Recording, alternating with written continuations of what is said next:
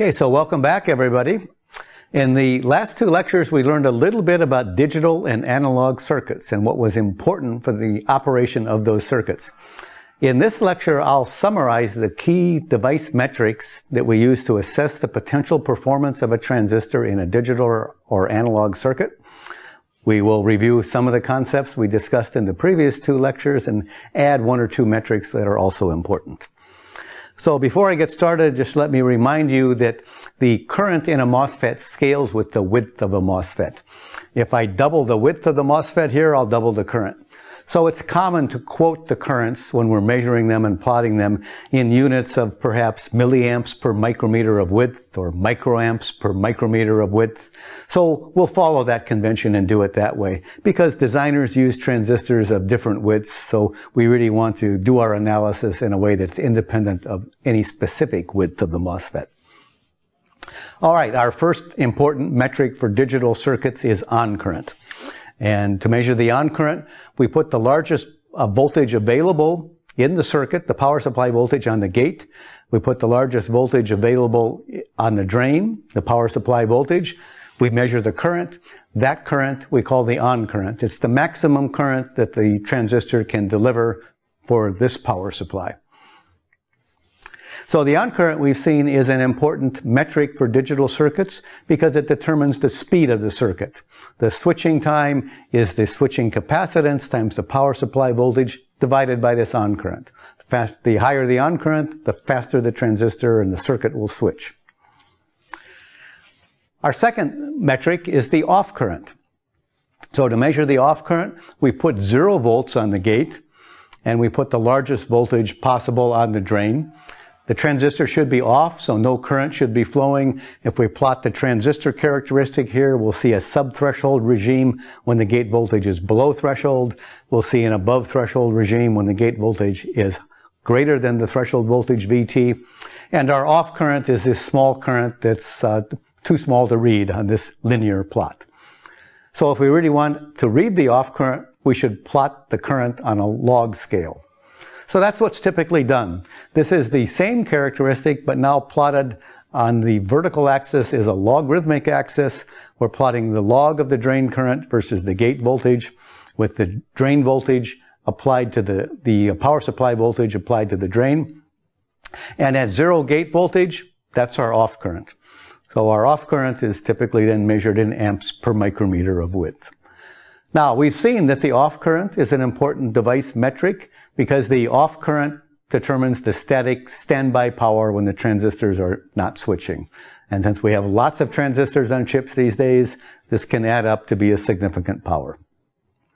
Now, there's another important device metric that we haven't yet talked about, and I want to introduce here. This is called the subthreshold swing. It's important that a transistor switch from off to on as quickly as possible and over as small a voltage range as possible. That's what would be desirable. The way that we measure that is with a parameter called subthreshold swing. So if we look here in the subthreshold regime, and if we ask ourselves, how much do we have to increase the gate voltage, delta VG, in order to increase the current in the subthreshold regime by a factor of 10? That's the subthreshold swing. So we define the subthreshold swing as being the number of millivolts we need to increase the gate voltage by in order to increase the drain current a factor of 10, an order of magnitude. We typically quote it in millivolts of gate voltage increase per decade of drain current increase. Okay. Now, subthreshold swing is an important characteristic. You'll notice if I had a transistor with a certain subthreshold swing, SS sub 1 here, and if I had a second transistor that had precisely the same on current, but that had a larger subthreshold swing, a larger subthreshold swing would mean that it would take more gate voltage to increase the drain current by a factor of 10. What I would find is that the off current has increased. In fact, it's increased exponentially, which is very bad. So it's very important to have a very small subthreshold swing in a transistor. So subthreshold swing and power supply voltage all play into power. So the static power dissipation it depends on the off current. So it's important to have a small subthreshold swing for that. The subthreshold swing determines the off current. Now the dynamic power depends strongly on the power supply voltage squared and on the frequency. So we would like to use as small a power supply voltage as possible, and the subthreshold swing is a major factor in determining how small we can make the power supply voltage. So what we would like to do is we would like to use as small a power supply voltage as possible so that when we swing the gate voltage from 0 to the power supply, we turn the device on and we get a lot of current. We get the on current. Now, we might think that, well, one way to do that is simply to lower the threshold voltage. If I lower the threshold voltage such that VDD minus threshold voltage doesn't change, then I could lower the power supply voltage and have the same on current. The difficulty is all that is going to do is to translate this transistor characteristic over to the left. Okay, I'll have precisely the same on current at a lower power supply voltage, and dynamic power goes as voltage squared, so that's good. But look what's happened to the off current. The off current has increased exponentially. So this is a major factor that transistor designers have to worry about. We want the subthreshold swing to be as small as possible so we can use a power supply voltage that's as small as possible, but we have to be very careful about doing this that we don't increase the off current. So the subthreshold swing can be determined simply by taking 1 over the slope of this log drain current versus gate voltage characteristic. We need to minimize it to minimize the off current. We need to minimize it to minimize the power supply voltage that we need to use in order to get the on current that we need at maximum gate voltage. And one very important point is that the physics of the MOSFET dictates that the subthreshold swing can never be less than 60 millivolts per decade. And that's just comes out of the physics of the device. We will talk about that in detail later and explain where all of that comes from. But this is a major limiting factor in a MOSFET. We would like to beat this 60 millivolt per decade limit, but at room temperature, that's just not possible unless we go to some very novel types of transistors that people are still exploring with the hopes of beating this 60 millivolt per decade fundamental limit. Okay, now I want to turn for a minute to the effect of drain voltage on a transistor. How does the drain voltage affect the performance of the transistor? Well, there are several different but mostly related ways. So one way, we know that if we look at the transistor in the linear regime, the drain current is linearly proportional to the drain voltage because the device is operating as a resistor. Okay, but that's sort of the inherent property of the MOSFET. It's not a non-ideal effect of the drain voltage. Sometimes we define a metric, which is the on resistance. It's useful to know what that minimum channel resistance is. But there are other effects that the drain voltage has, which are really detrimental to the operation of the transistor as it should operate. So one of those ways is if we look at an ideal MOSFET would behave as a gate voltage dependent current source in the saturation region. The current in the saturation region would be independent of the drain voltage. Well, that's just not true in any real MOSFET. There is always some slope there, and that slope means that if I increase the drain voltage a little bit, I'll increase the current a little bit.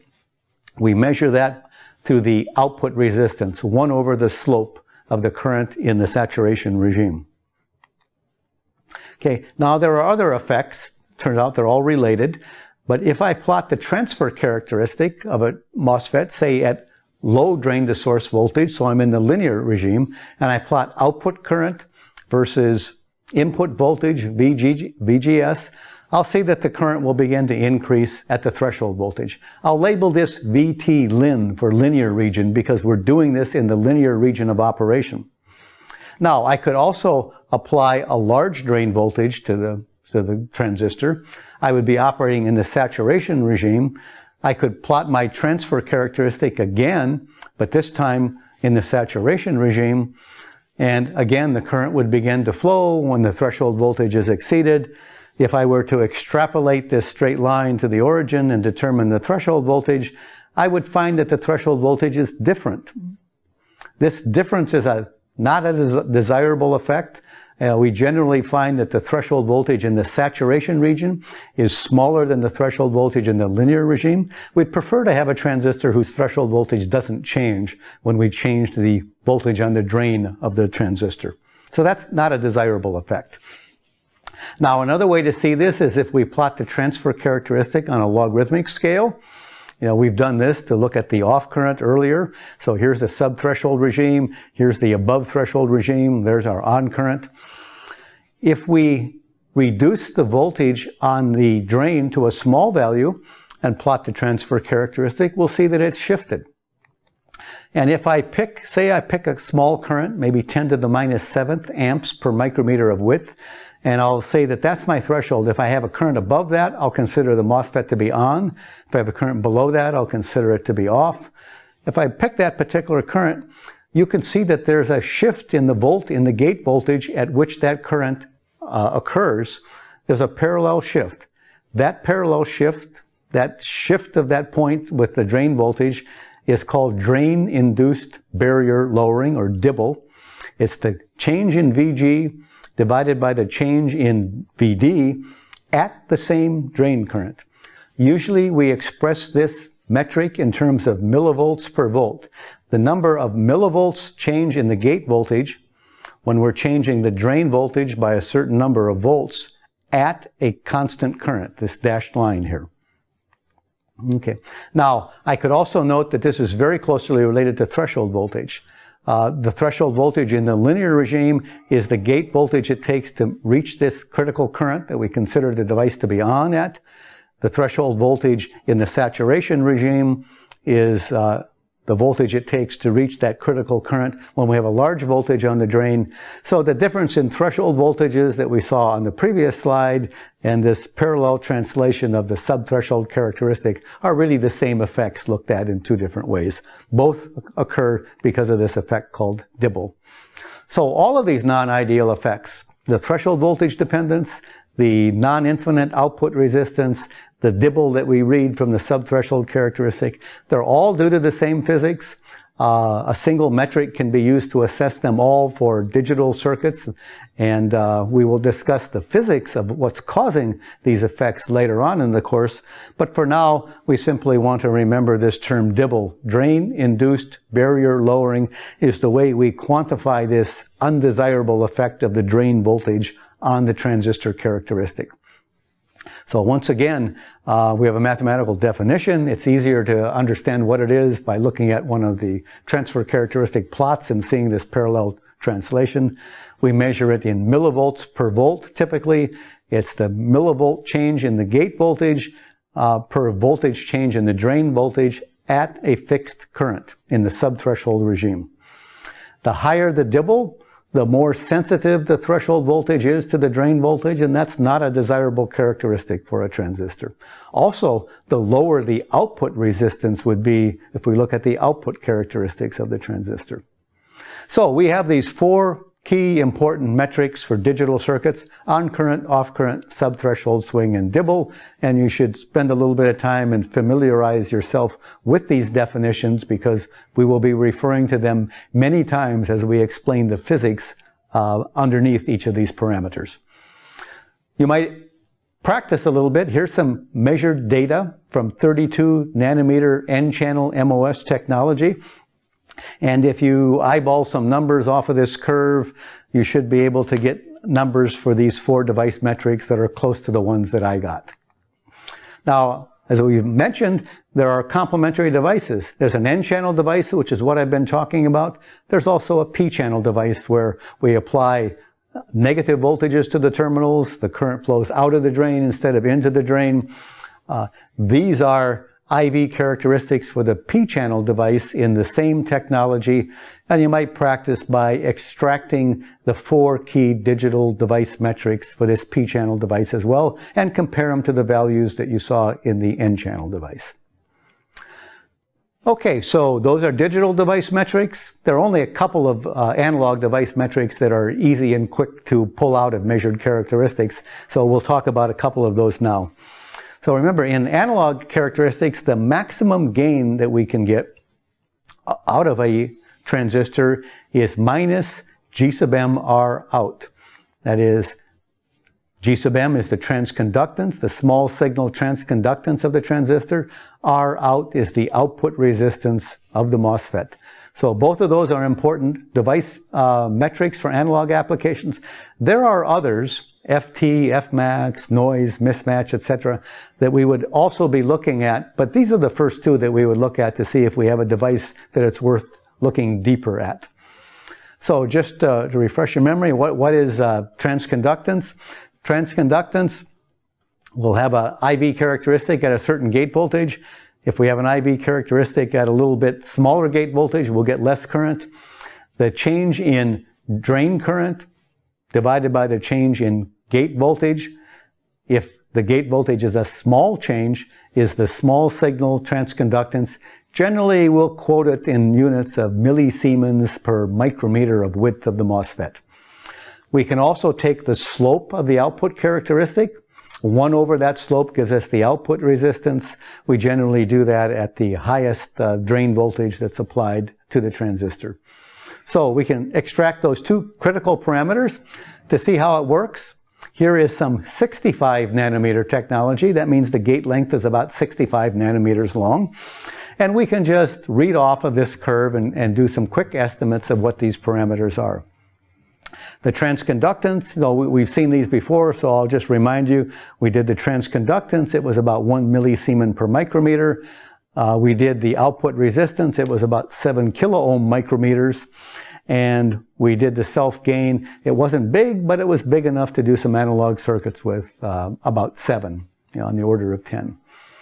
Now, these are the characteristics. This is the 32 nanometer technology that I showed earlier, where we extracted the digital metrics. You could go ahead and extract the analog metrics. What we would find is that this is a shorter transistor. It's got significantly higher transconductance. That's good. It's a better amplifier. In this case, it's 2.5 times larger than the 65 nanometer technology. But note also that the output resistance is more than 2.5 times smaller than that of the longer channel device. So when I put the two together and compute the self-gain, this device actually has a smaller self-gain than the older and longer channel technology. So this is the reason that device designers often, analog designers often prefer to work with longer channel length transistors to get higher gains. So just to summarize quickly, we have 4 key digital device metrics. You should be sure that you're familiar with how those are defined and how to extract them from an IV characteristic. We have 2 key analog device metrics that we begin with before we would look deeper in FT, Fmax, noise, and things that are more complicated to measure. You should be familiar with those as well. And then we've referred to a couple of other parameters that will come up in our discussions later. VT-lin, VT-sat, the drain saturation voltage, threshold voltage is another one. So you should be familiar with the definitions of these parameters and how to pull them off of a measured IV characteristic. So let's summarize device metrics. We've talked about some key metrics for digital applications. There are really 4 of them: on current, off current, subthreshold swing, and dibble. We've talked about some key device metrics for analog. The 2 most important are transconductance and output resistance, and you put the 2 together and you get self-gain. Given a set of IV characteristics, be sure that you can extract these parameters.